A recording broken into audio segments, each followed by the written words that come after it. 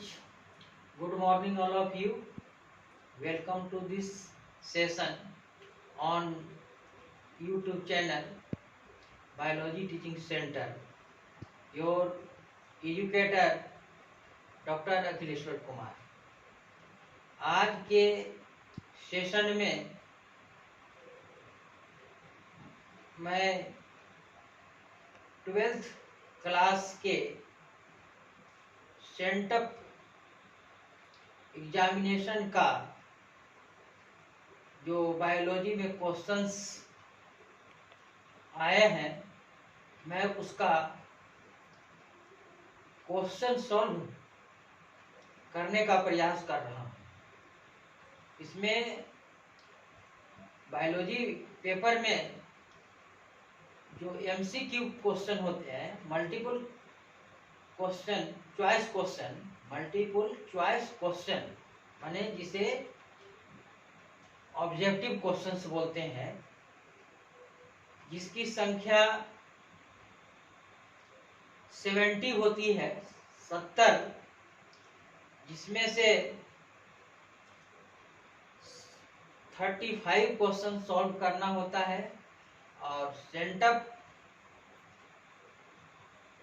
Examination का जो question का पैटर्न है वह बिल्कुल बिहार विद्यालय परीक्षा समिति द्वारा ली जाने वाली परीक्षा का प्रारूप है।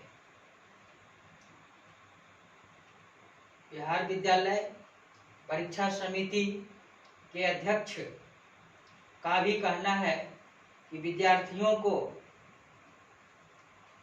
यह बात याद रखनी चाहिए कि सेंटअप एग्जामिनेशन का जो क्वेश्चंस हर एक विषय का है, उसमें से लगभग 60% क्वेश्चंस रिपीट हो सकता है। इसलिए विद्यार्थियों को सेंटअप एग्जामिनेशन का क्वेश्चंस निश्चित रूप से सॉल्व करना चाहिए। इसी प्रयास के क्रम में हम सेंटअप एग्जामिनेशन का जो बायोलॉजी में क्वेश्चंस आया है उसका हम एनालिसिस आज के सेशन में कर रहे हैं।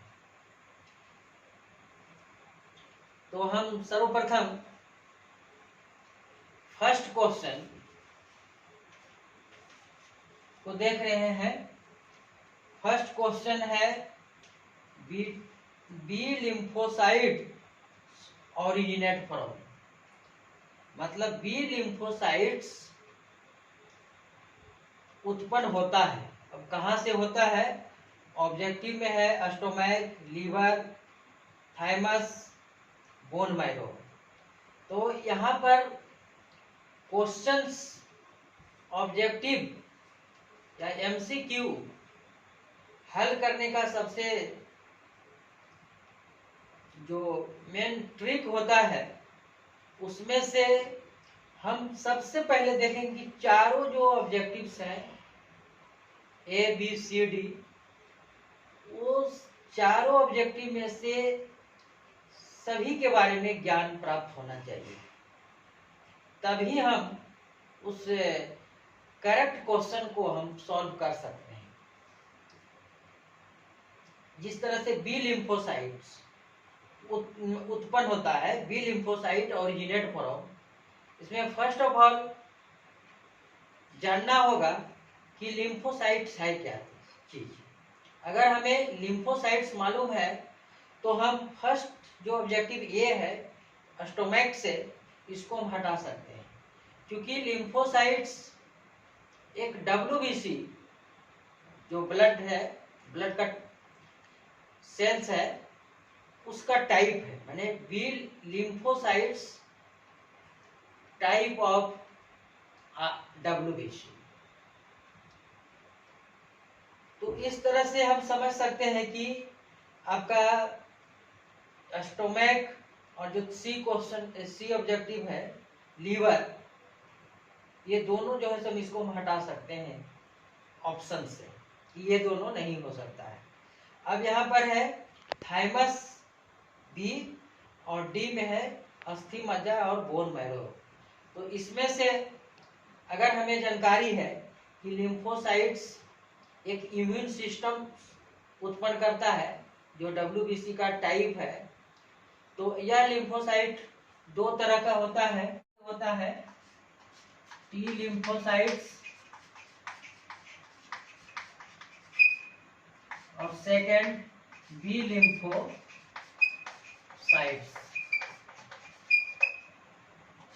टी लिम्फोसाइट्स का मतलब है यहाँ पर है इस तरह के लिम्फोसाइट्स का निर्माण थाइमस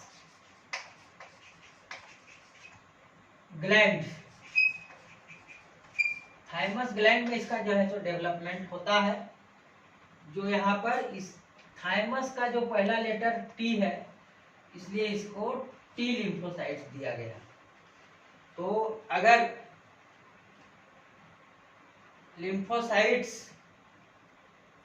टी लिम्फोसाइट्स का निर्माण कहाँ होता है, उसका डेवलपमेंट कहाँ होता है, तो हम इस तरह से याद रख सकते हैं कि यहाँ पर टी लेटर है, यहाँ पर टी है, इसलिए थाइमस ग्लैंड में होता है। अगर मान लिया ये क्वेश्चन दूसरे रूप में पूछा जाए और यहाँ पर जो क्वेश्चन है बी लिम्फोसाइट्स, तो B is stand for bone marrow.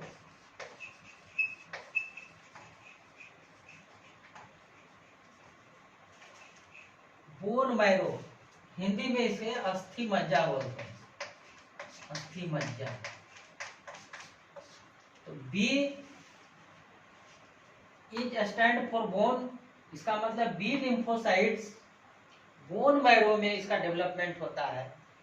तो इस क्वेश्चन के अनुसार पहला क्वेश्चन जो बी लिम्फोसाइट्स ओरिजिनेट फ्रॉम, तो हम यहाँ पर इसका जवाब डी आंसर बोन मैरो होगा।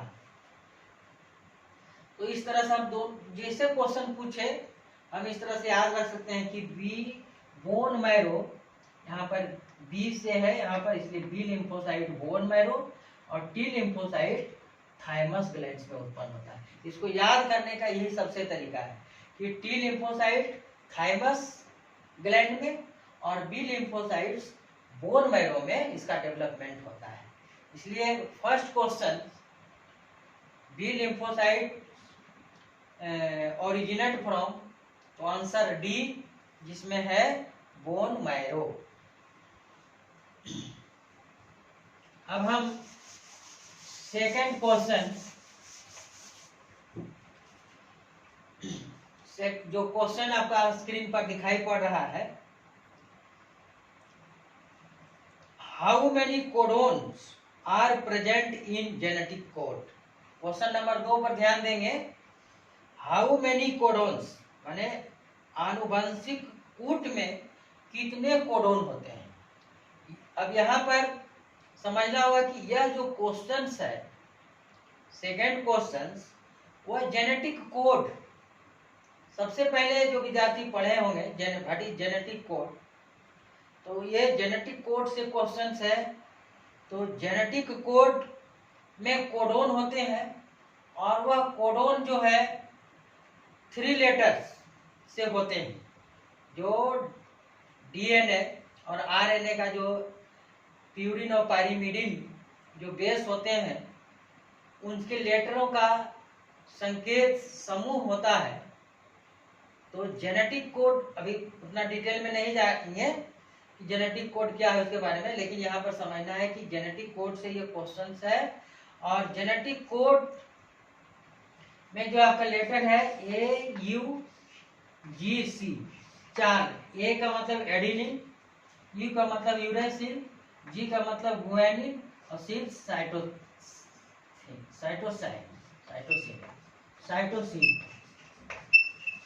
Guanine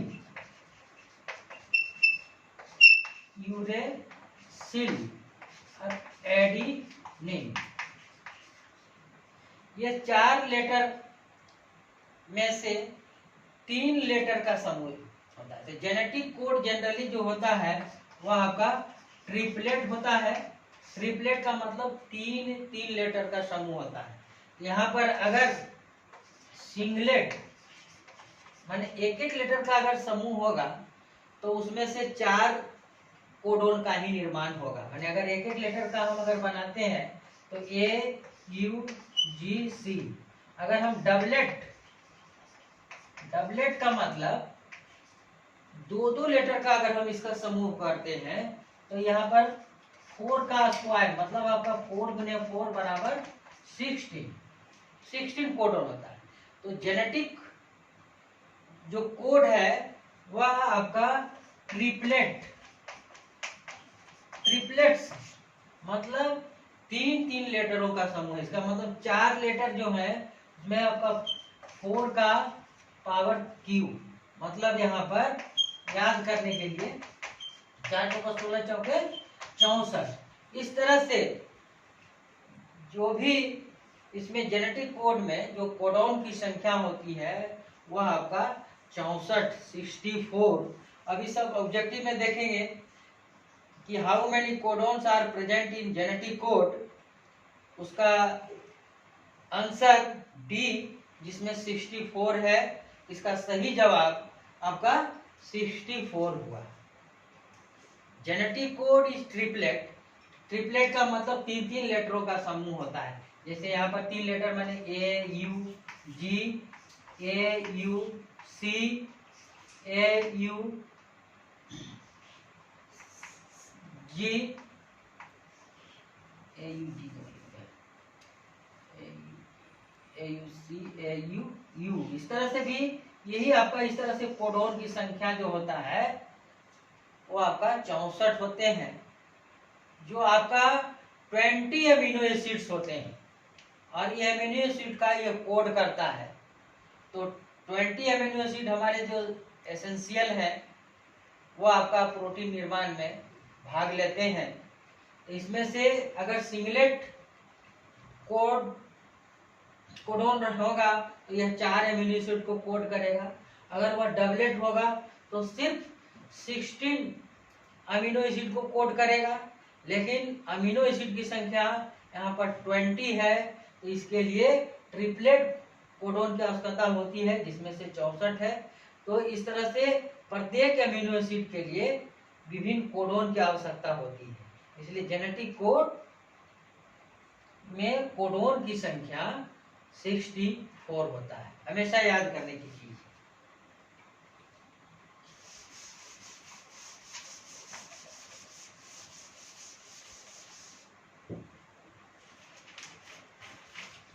question number 3,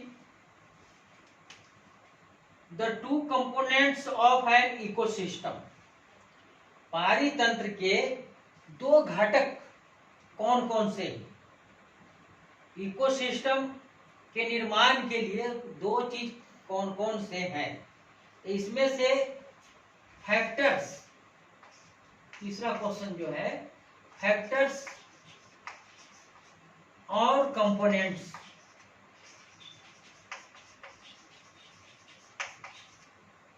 of ecosystem. इसमें मेन रूप से जो होता है वो आपका लिविंग थिंग्स और आपका दूसरा जो होता है non living.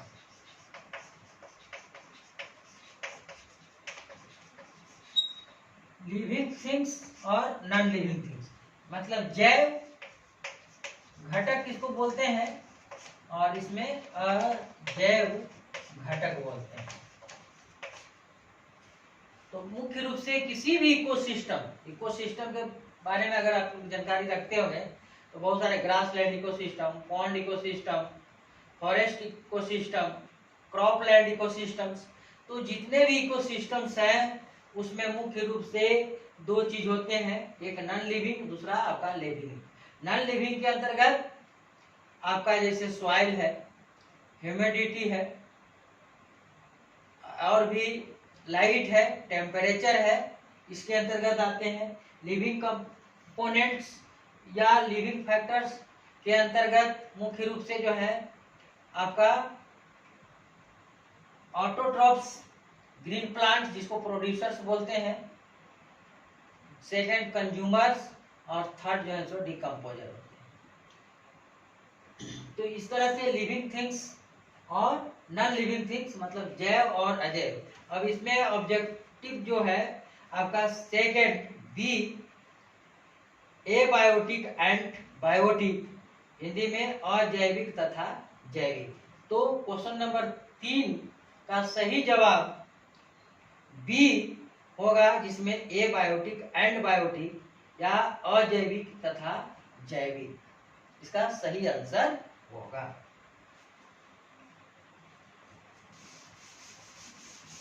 Question number 4, question number 4 जो आपको स्क्रीन पर दिखाया गया है, या आप अपने पास अगर क्वेश्चंस रखे हुए हैं तो आप देख सकते हैं। होमोलोगस ऑर्गन्स है, होमोलोगस या इसको बोलते हैं समजात, समजात अंग, होमोलोगस ऑर्गन। यह मुख्य रूप से यह जो क्वेश्चंस है वो आपका इवोल्यूशन चैप्टर से है, विकास चैप्टर 1 है, जिसमें से यह होमोलोगस और एनालोगस 2 टर्म होता है। होमोलोग की इवोल्यूशन हुआ है, इसके एविडेंस में प्रमाण के लिए बहुत सारे एविडेंस रखे गए हैं, जिसमें से ये भी है कंपैरेटिव एनाटॉमी। तो इसमें 2 तरह के और भी बहुत सारे चीज है, लेकिन होमोलोगस और एनालोगस। होमोलोगस समझा, यहाँ पर हिंदी में भी देख सकते हैं, जिसमें same origin but different functions,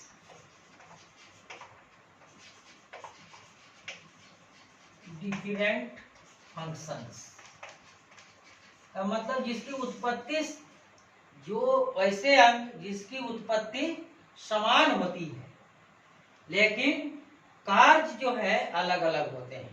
इसमें हम एग्जाम्पल लिख सकते हैं होमोलोगस में, मनुष्य का हाथ और घोड़े का अगला पैर, ये दोनों जो है जिस तरह से यहाँ पर ये जो बोन है हाथ में, ये यहाँ फर्स्ट बोन, इसको ह्यूमेरस बोलते हैं, और सेकेंड में रेडियस और अल्ना होता है। उसी तरह से घोड़े का जो अगला पैर है उसमें भी इसी तरह के बोन होते हैं, ह्यूमेरस ही उसमें बोलते हैं। उसकी जो बनावट है इस बोन का ह्यूमन में और हॉर्स में, दोनों में बिल्कुल समानता होती है, साइज में बड़ा छोटा हो सकता है। और दूसरा जो रेडियस और अल्ना, ये 2 बोन यहाँ पर है, उसमें भी रेडियस और अल्ना होता है।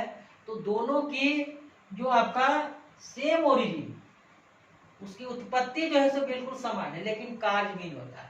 हम लोगों का जो हाथ है या अगला पैर भी हम लोग इसमें बोल सकते हैं, जो आपका किसी वस्तु को पकड़ने में और अन्य काम के लिए। लेकिन घोड़ा में जो अगला पैर है वो आपको चलने में, दौड़ने में मदद करता है। मेढक का जो अगला पैर है वो उसको फुदकने में, माने आगे उसको एक स्थान से दूसरे स्थान को जंप करने में मदद करता है। तो काम अलग अलग हुआ, लेकिन इसकी रचना, स्ट्रक्चर एंड ओरिजिन, ये भी हो सकता है। स्ट्रक्चर, रचना और उत्पत्ति समान होती है, लेकिन कार्य भिन्न भिन्न। तो जिसमें इस तरह का ऑब्जेक्टिव होगा वो आपका होमोलोगस ऑर्गन। यहाँ पर हम देख रहे हैं कि same origin but different functions, आपका ऑब्जेक्टिव में बी है। तो इसका सही जवाब होमोलोगस ऑर्गन्स है same origin but different functions. इसी का एनालोगस सेक्टर में अगर मान लिया ये क्वेश्चन नहीं दे करके अगर ये पूछ दे कि होमोलोगस ऑर्गन्स है, तो हो सकता है कि वो एनालोगस ऑर्गन्स है, तो हम इसकी भी जानकारी रखना जरूरी कि एनालोगस जस्ट ऑपोजिट होता है। एनालोगस इसको बोलते हैं समवृत्त अंग, समवृत्त अंग हिंदी में बोलते हैं। एनालोगस का जस्ट ऑपोजिट हो जाएगा। Structure and origin different but same functions. Just यहाँ पर जिस तरह से है सेम ओरिजिन, यहाँ पर हो जाएगा आपका स्ट्रक्चर एंड ओरिजिन सेम, शुरू में भी लिख सकते हैं सेम स्ट्रक्चर एंड ओरिजिन और डिफरेंट डिफरेंट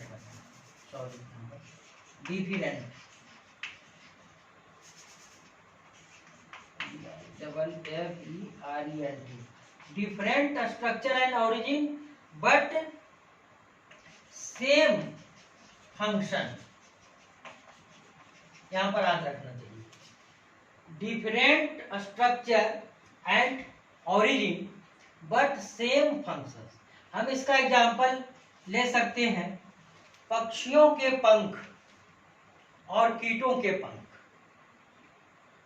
डायना जो पक्षियों में होते हैं वो भी उड़ने में मदद करता है, और कीटों में जो पंख होते हैं वो भी उड़ने में मदद करता है। तो दोनों का काम समान बट सेम फंक्शन, कार्य समान लेकिन रचना और उत्पत्ति भिन्न होते हैं। माने पक्षियों के जो डायना का जो बनावट है और कीटों के इंसेक्ट्स के जो विंग्स हैं, पंख हैं, दोनों के बनावट में बहुत अंतर है। दोनों भिन्न भिन्न तरह के हैं लेकिन फंक्शन दोनों का सेम है।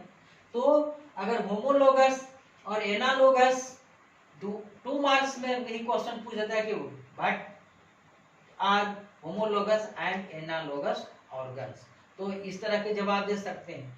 तो इसमें जो क्वेश्चन था 4th क्वेश्चन होमोलोगस ऑर्गन के बारे में, तो इसमें same origin but different function, इसलिए इसका सही जवाब आपका बी होगा।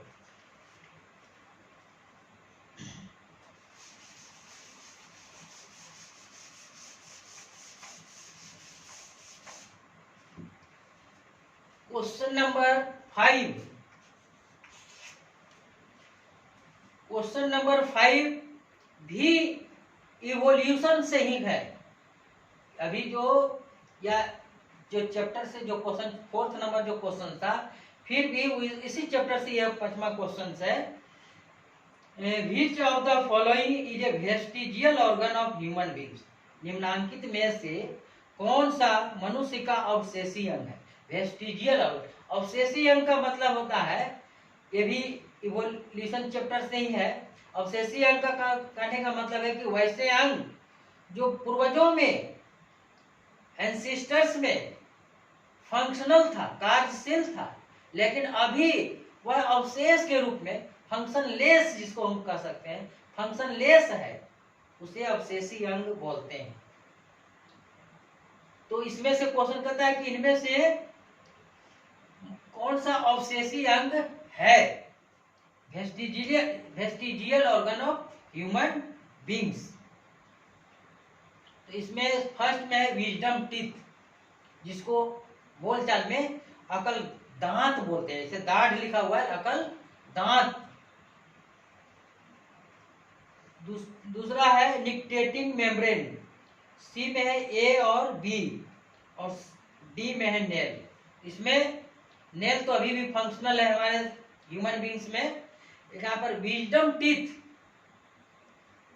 जो है वो हमारे माउथ कैविटी में उसका कोई फंक्शन नहीं है, जो हर एक ह्यूमन में बहुत दिन के बाद, लगभग 23 या 24 वर्ष के बाद वो उगता है। तो विजडम टीथ और ये निक्टेटिंग मेम्ब्रेन आंख में जो किनारे में जो लाल सा थोड़ा सा अवशेष के रूप में दिखाई पड़ता है, वही निक्टेटिंग मेम्ब्रेन है। लेकिन अभी भी पक्षियों में निक्टेटिंग मेम्ब्रेन बिल्कुल डेवलप्ड होता है, माने आपका धूल कण से वह जो है सो आंख को वो ढक लेता है। लेकिन हम लोगों में इस तरह का कोई नहीं है, सिर्फ आई लीड से हम लोग ढकते हैं, लेकिन उसमें एक और पलक होता है जो यहाँ पर किनारे है, जिसको निक्टेटिंग मेम्ब्रेन कहते हैं, और वो हमारे शरीर में अवशेष के रूप में, वेस्टिजियल ऑर्गन के रूप में, मैंने फंक्शनल लेस है, उसका कोई हमारे शरीर में कार्य नहीं। अपेंडिक्स एक भी है हमारे शरीर में, जिसको अपेंडिसाइट्स एक रोग हो जाता है, तो वह जो है आपका हर्बीवोर्स शाकाहारी जंतुओं में अभी भी वह डेवलप्ड है, लेकिन धीरे धीरे क्रम में, जिसमें सेलुलोज का पाचन होता है, घास पुआल का उसमें पाचन होता है, लेकिन ह्यूमन बींग्स में अब वह जो अपेंडिक्स है उसकी कोई आवश्यकता नहीं है, क्योंकि इस तरह का भोजन ह्यूमन ग्रहण नहीं करता है, इसलिए हमारे शरीर में अब वेस्टिजियल के रूप में हो गया। इसमें क्वेश्चन के अनुसार which of the following is a vestigial organ, तो वेस्टिजियल ऑर्गन इसमें ए और बी दोनों है, तो इसका जो सही जवाब ए और बी दोनों होगा, जिसमें सी में लिखा हुआ है, इसलिए क्वेश्चन नंबर 5 का सही आंसर सी, ए और बी होगा।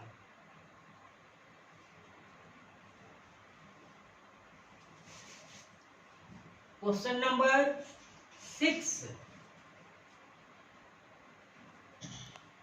F2 फिनोटिपिक डायहाइब्रिड रेशियो, ये आपका जो छठा क्वेश्चन है, F2 फिनोटिपिक डायहाइब्रिड रेशियो, ये आपका मेंडल्स के डायहाइब्रिड क्रॉस और मोनोहाइब्रिड क्रॉस से होता है। तो यहाँ पर मेंडल्स ने जो है तो 2 एक्सपेरिमेंट किए थे, एक मोनोहाइब्रिड मतलब एक विकल्पी लक्षण को लेकर के क्रॉस कराए थे, जिसमें phenotypic ratio, monohybrid cross, hybrid cross में फिनोटिपिक रेशियो, इसको याद रखना चाहिए, 3:1 एंड जीनोटिपिक रेशियो 1:2:1। लेकिन क्वेश्चन में यहां पर है डायहाइब्रिड रेशियो, तो डायहाइब्रिड रेशियो, डायहाइब्रिड रेशियो मतलब मोनोहाइब्रिड क्रॉस, डायहाइब्रिड क्रॉस हम यहां पर लिख सकते हैं कि इसमें फिनोटिपिक रेशियो सिर्फ याद करते हैं हम लोग, इसमें आपका 9:3:3:1 होता है। अब इस तरह का जहां रेशियो जिस ऑब्जेक्टिव में है वही उसका सही जवाब है, लेकिन क्वेश्चन ये डायहाइब्रिड क्रॉस में या डायहाइब्रिड रेशियो में मेनली रूप से फिनोटिपिक रेशियो ही पूछता है, जीनोटिपिक रेशियो सबका अलग अलग होता है, इसलिए वो क्वेश्चन में कभी नहीं पूछता है। लेकिन मोनोहाइब्रिड क्रॉस से दोनों रेशियो का क्वेश्चन कभी कभी पूछ देता है, इसलिए दोनों रेशियो को याद रखना चाहिए। फिनोटिपिक रेशियो जो होता है, मैंने आपका एक मोनोहाइब्रिड क्रॉस में एक टॉल और ड्वार्फ प्लांट को लिया था, तो F1 जनरेशन में सभी के सभी टॉल प्लांट हुए, और जब उसे सेकेंड बार क्रॉस कराया गया सेल्फ पोलिनेटेड, तो उसमें से कुछ टॉल भी आया और कुछ ड्वार्फ प्लांट भी हुए, तो इसी का रेशियो जो है आपका फिनोटिपिक रेशियो हुआ एक्सटर्नल फीचर्स, जीनोटाइप का मतलब जीनी स्ट्रक्चर्स। तो यहाँ पर फिनोटिपिक रेशियो 3:1 और जीनोटिपिक रेशियो 1:2:1, मतलब ये भी 3:1:4, 2:3:1:4 होता है। लेकिन यही जो डायहाइब्रिड क्रॉस है, इसमें 2 कंट्रास्टिंग कैरेक्टर्स के बीच क्रॉस कराया गया, जिसमें रिजल्ट इसका जो है 16 प्रोजीनिस प्राप्त हुए, जिसमें रेशियो आपका 9:3:3:1, माने 9 एक तरह के ये और ये एक अलग, इस तरह से 9:3:3:1, जिसमें इसमें आपका डी 9:3:3:1 है, इसलिए 6 का आंसर डी सही होगा। और भी जो है 7 से लेकर और अन्य अगले वीडियो में इसका सॉल्यूशन दिया जाए।